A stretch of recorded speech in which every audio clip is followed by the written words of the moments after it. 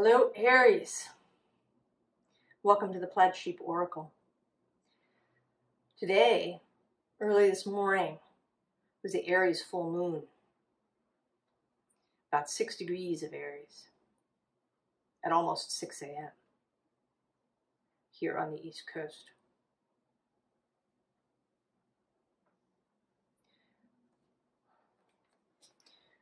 We begin with coherence.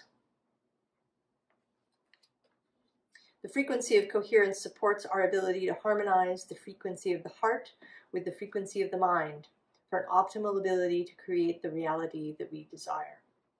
This is all I've sort of been talking about for a lot of this cycle. This integration, this bringing apparently opposing ideas into coherence.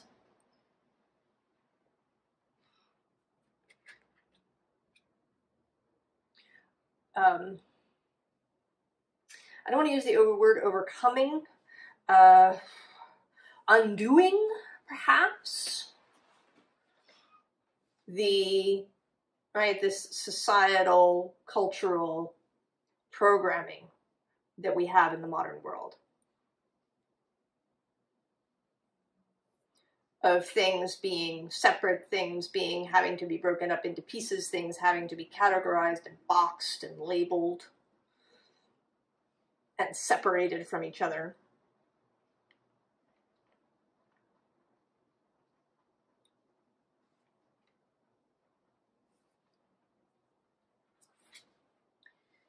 And then we have this banshee, which is labeled grief. But I think it's less about that and more about the fact that you've had your hands over your ears. Here, Aries. There's been something you haven't wanted to hear. Right? You've had a kind of, hands over the ears, la, la, la, la, right? You're not listening.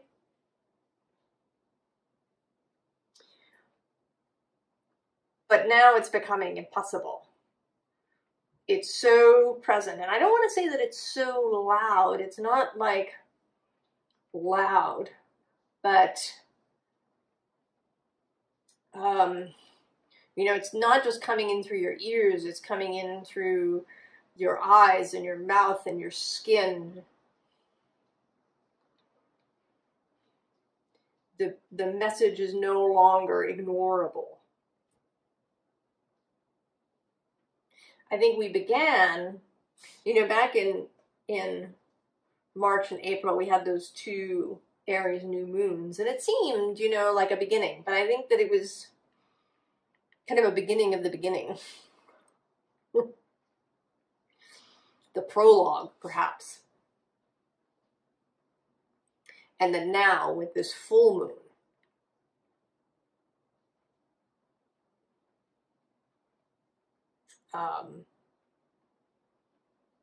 things will really begin to unfold. That there was stuff that had to be learned through the summer, messages to be received, this programming to be undone. So we have the moon coming out. Now, if you're watching this at some later date, there may be an immediate full moon that has significance for you, whatever the next, or most recent full moon or moon cycle. But here and now, on September 29th, 2023, there is this Aries full moon.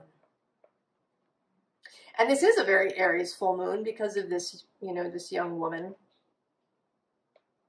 and these flowers. It's a very spring-like feeling. And Aries is, in the northern hemisphere, spring. That spring energy. And right below, I mean, actually, the last several readings, a lot of the underlying has been really important. And that is not true here. I mean, it's relevant, as it always is, but it isn't calling out to be mentioned so much as it was in the previous readings. But we do have death here. And we are, you know, on our way, right, the next full moon, actually, which is an eclipse, a lunar eclipse, is a Taurus Scorpio full moon. The last one. The last, or I should say the last Taurus Scorpio axis eclipse before we move fully into Aries Libra. And then we have another Scorpio card, this King of Cups. Control.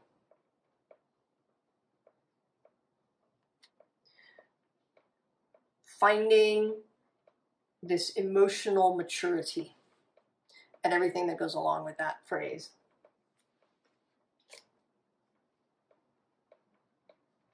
Being able, right, being the King of Cups does not, right, none of the kings would cover their ears, even if what they were hearing was frightening or sad or, you know, challenging in some other way. The kings would not cover their ears. And then we get the Queen of Discs with this pregnancy.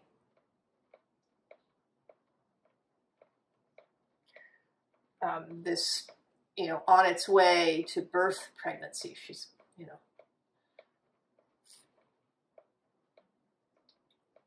she's getting close to giving birth here.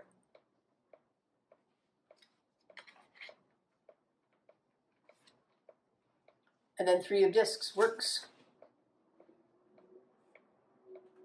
What will happen? Right? What will happen once this birth occurs?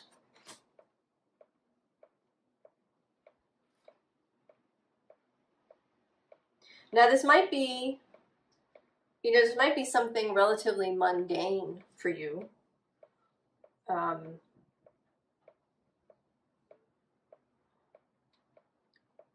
Mundane, profane, as opposed to sacred.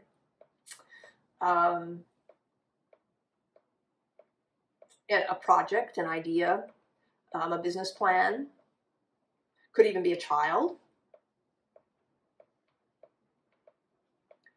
that's coming into your life. You know, a new house, or it could be just a whole shift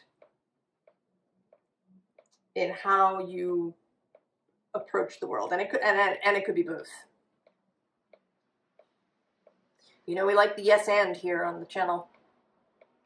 So this, right, this other synergy, right? Coherence is, you know, two theoretically opposite things, but it could also be three. It's any kind of joining up of things that might have been disparate into really a working synergy.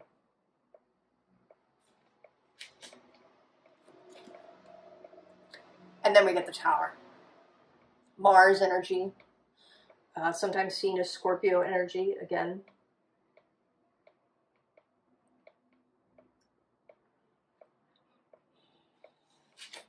You know, really what is required here is courage. The song that came up for you from the Oracle playlist was Walk Unafraid by First Aid Kit. And I'll link it I'll try to remember if there's a YouTube video to link it in the description.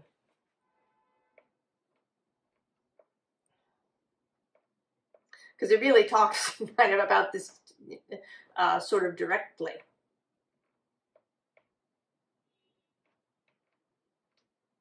I don't know, it's a choice for Aries theme song. Because then we have East beginnings.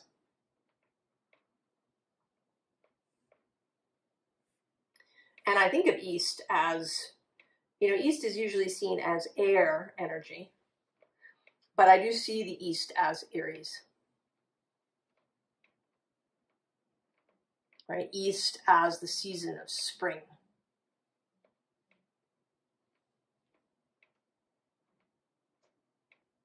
Also, I sort of feel like the energy of dawn.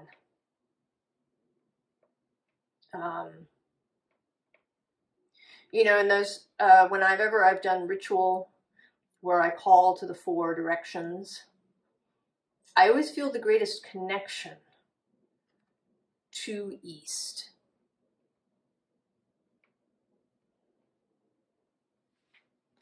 This is the most, sort of the most inspiring direction to me.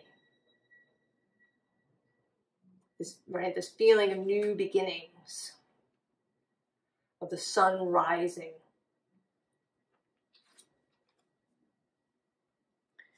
And then creation, which also requires, right, it requires courage. This whole, right, this whole process of bringing something into the world and then allowing it to be seen and interacted with by other people.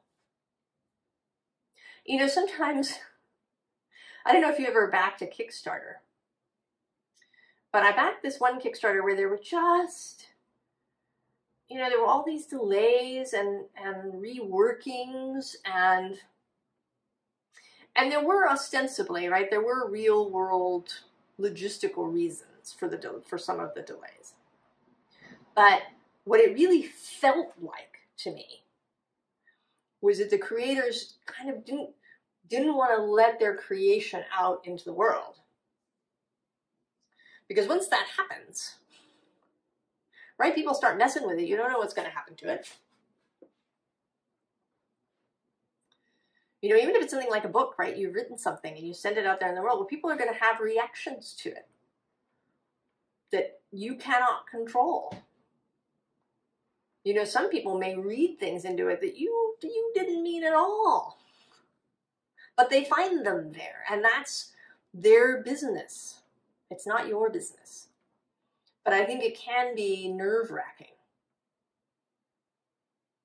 Because you don't know, are you going to get some negative feedback with whatever you bring into the world? You know, maybe.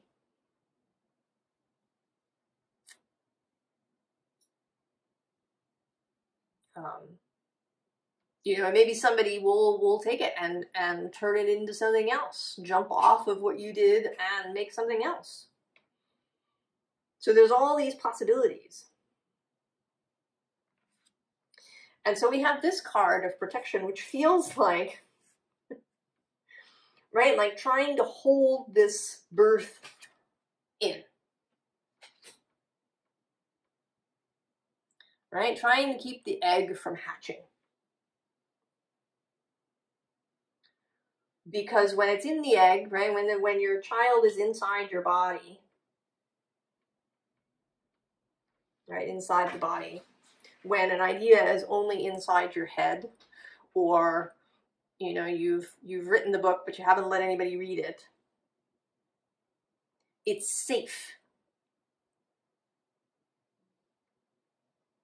Right? You have full control, or at least you appear to.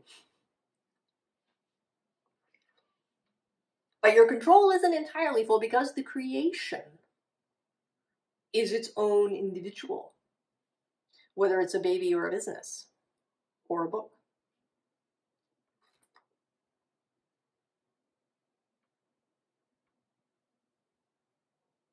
It has its own life. different from yours, for sure. But it has its own life, its own existence, its own experience and allowance.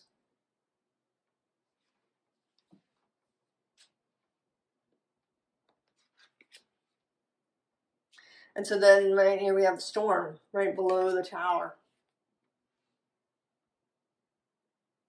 The willingness, in fact, perhaps the enthusiasm to invite the storm, to enjoy the storm that may come. You know, and this doesn't, right? Storms don't have to be destructive. And actually in this tower card, the lightning, it doesn't strike the tower. It's striking all around, right? The lightning doesn't strike the person in this card. Right? She stands cleansed in the rain.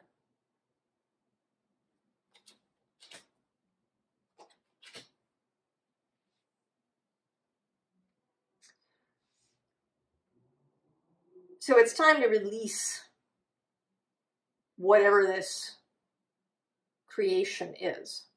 And it may indeed be your whole life. It may be just that you've are now doing things differently. And that people may look at you like you're crazy when they find out. They may be critical of however it is that you're living your life, that you're not sticking to the rules, spoken and unspoken.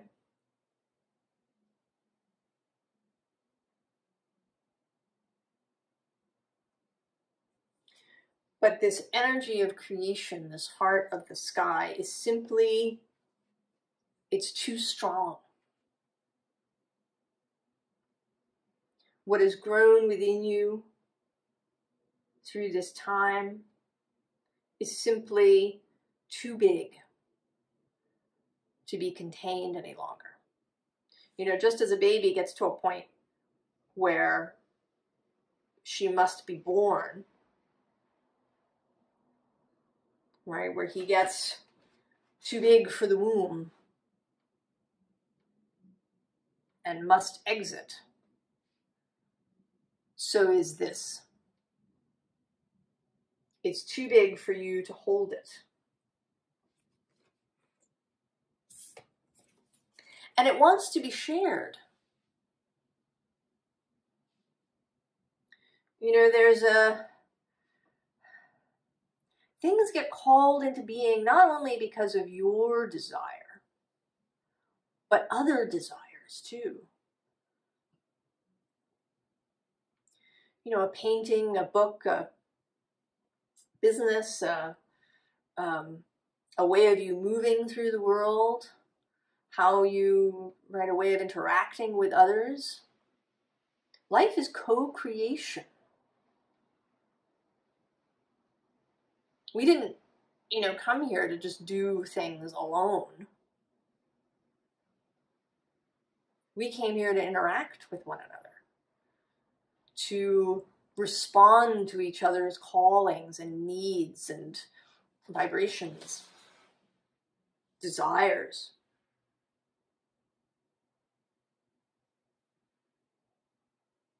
And this is, you know, this is the best of you. You know, and I've sort of just noticed, again, things happening. And I've seen it before, but today it really looks like the moon in the background behind, and it may be intended to be the moon, behind this pregnant belly of the Queen of Discs. This, right, this full, right, it's full. We have reached fullness. We have reached fullness.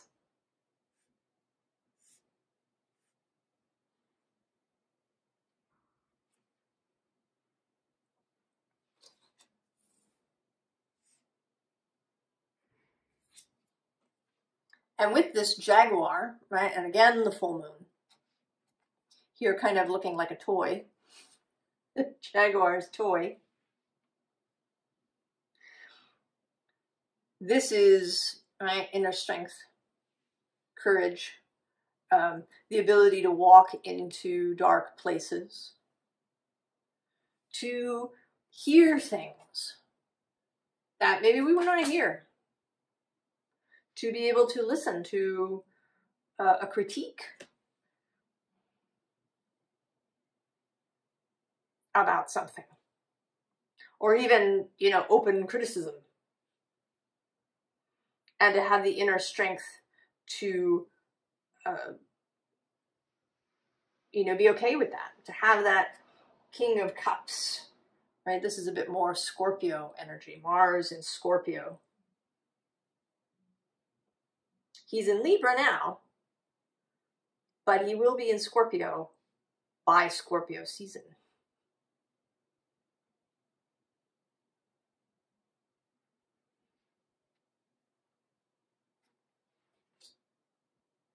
And he's going to square Pluto in early October. So this, right, there's this Mars and Scorpio energy here. The ability both to be the active Mars, of Mars in Aries, but also to be nuanced, to be the lover, the one who merges, as he is in Scorpio. And so Scorpio one more time with the eagle.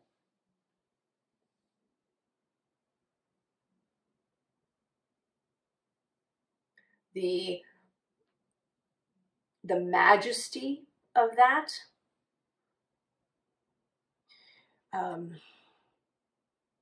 you know, again, there's this sense of grandness, of majesty.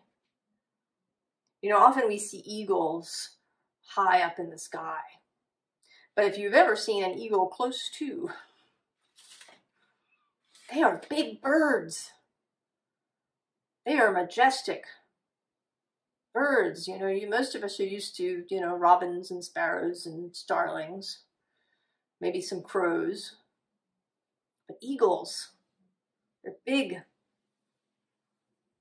right? They're, right, you uncontained, right? Able to fly at great height,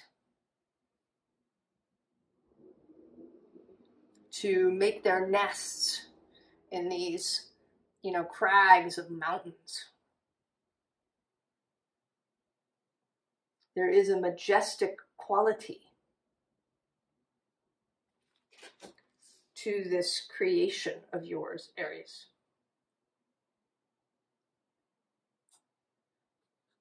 And so we have the Four of Wands, of course. The joining together, the coherence, heart and mind, action and receptivity. You know, I have been thinking recently, you know, masculine and feminine are another thing that we have overly reduced, right? Masculine is action and feminine is receptivity. And I say no. I think that masculine and feminine have both of those things, but they do them in different ways.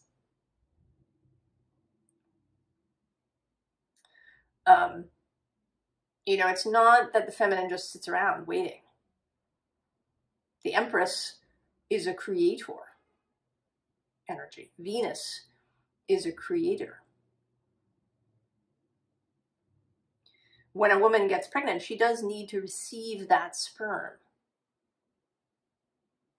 But then there's coherence, there's joining. And then her body does a bunch of stuff. Right? It you know, her body built the endometrium, and the egg is implanted. And there is activity that goes on. Stuff is being built. But it's being built differently than masculine energy might build.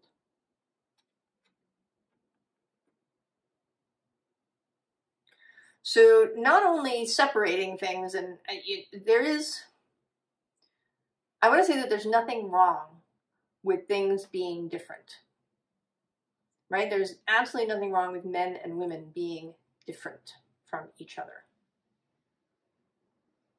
Difference and diversity are how creation happens. The problem actually is more about reductionism and isolation, that we isolate things from each other, that we reduce things, or alternately that we try to do, right, to take it all on, right, to be the both all the time, right, like the left brain trying to take on right brain jobs and not doing it very well.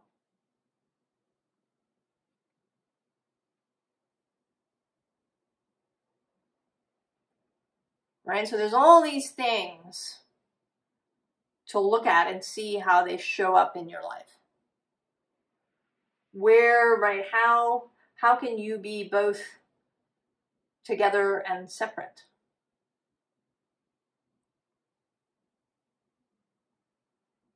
Right? That sometimes, you know, if you are in a partnership with someone, particularly a romantic partnership, how are you together? When are you one and when are you separate?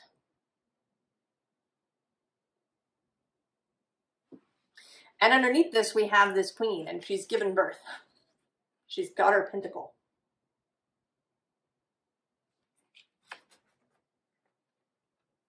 So how do we go forth from here? Right, you have created coherence. You have created a more nuanced way of seeing things, where you can have the yes and, you can live in paradox. You can see things both as whole and present, and then you can also see them in an abstract way from above.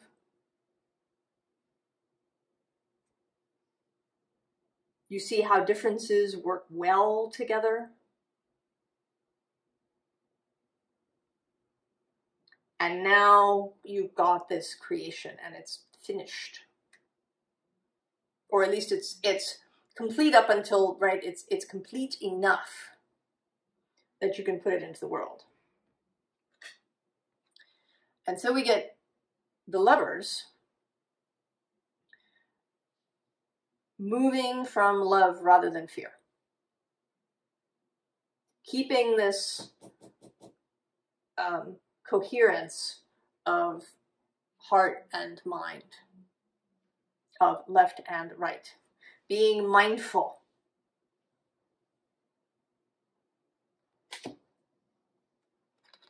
And then the moon again.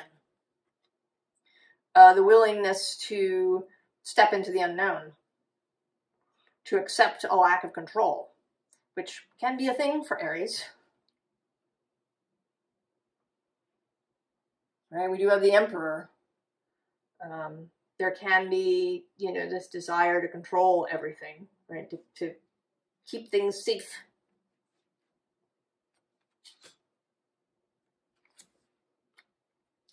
And with this working Eight of Cups, to continue to be mindful of yourself, because you're not a static being. You're going to have your ups and downs. You know, days when you feel really, really great, and days maybe when you don't. You're going to bump into people and events. And this will require that you pay attention to your emotional life.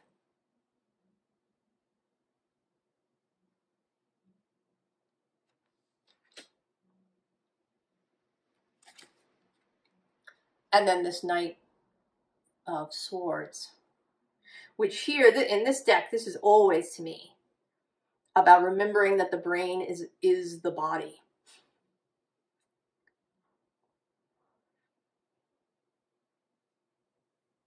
Right? The brain is part of the body. It is not separate. Mind and body. The unity of that. They have their own bailiwick, right?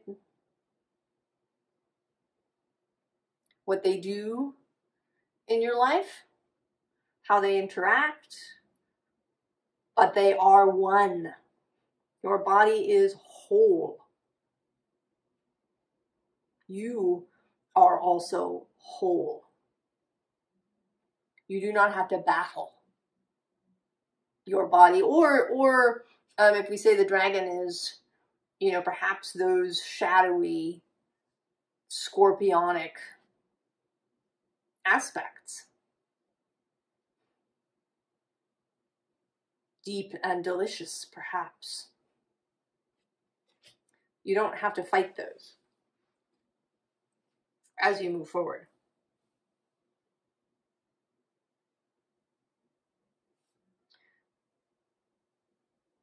So, advice. Interestingly, the Starseed and Healing Water Oracles,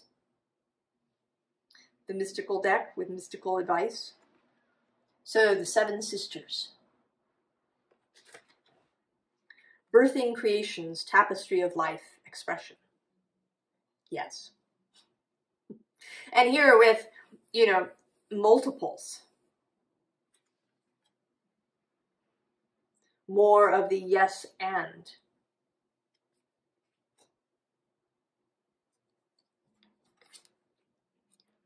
Child of the cosmos.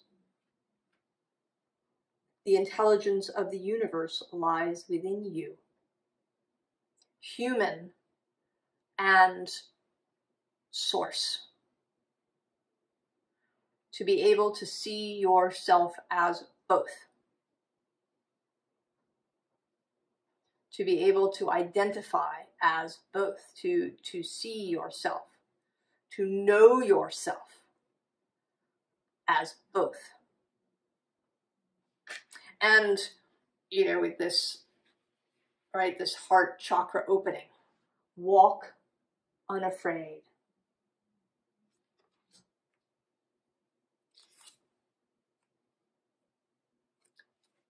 Loosen your grip, right?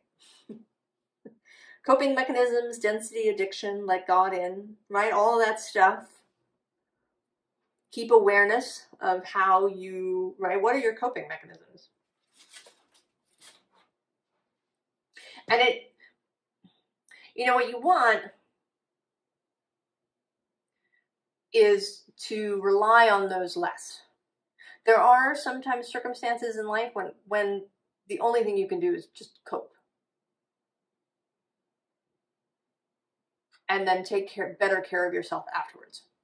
But those are the really big moments, those, you know, kind of massive events in a life. If we're talking more about daily things, then that's right, not about coping, but about self-nurturing. This Eight of Cups energy. And also here, all right, with all of these planets on the cups, you know, knowing that you are not a single energy. You're not only Aries. Even if you have an Aries stellium of 4 or 5 planets, you are still not only Aries. There are all these other parts of you. Individual and whole.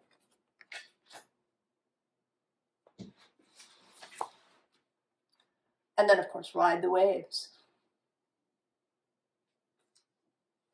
Life lessons and growth. You will get through this. But she's not just getting through this. She is having fun. This is exciting for her.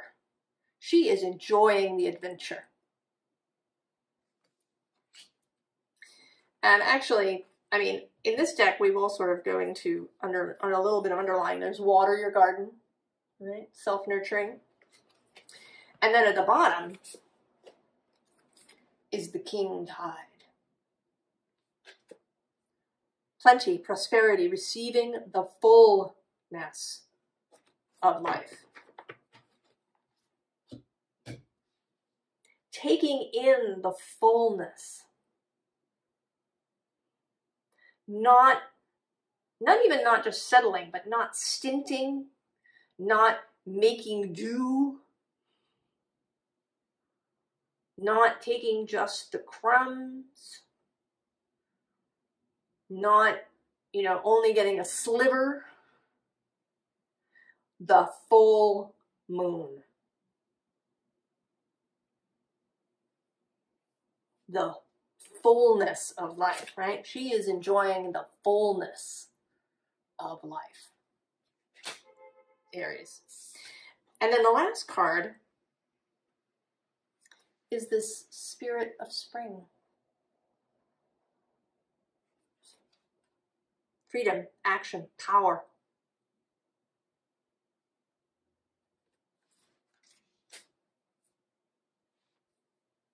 So this, right, this, take the fullness, Aries. Really savor the fullness.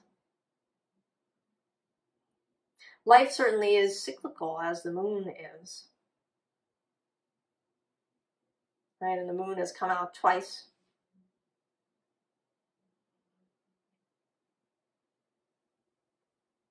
But when the full moon happens, really take in the fullness.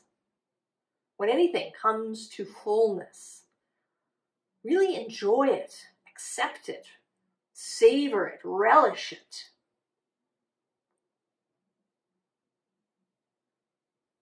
Don't immediately send your mind into the fact that now it's going to start waning.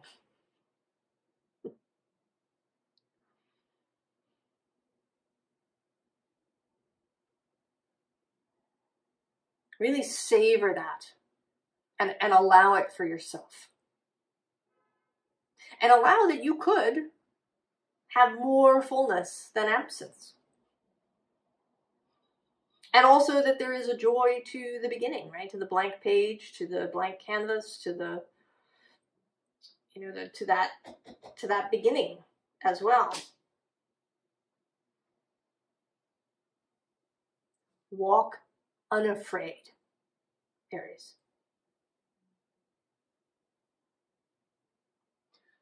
I wish you all the very, very best. And I will see you next time. So long, Aries.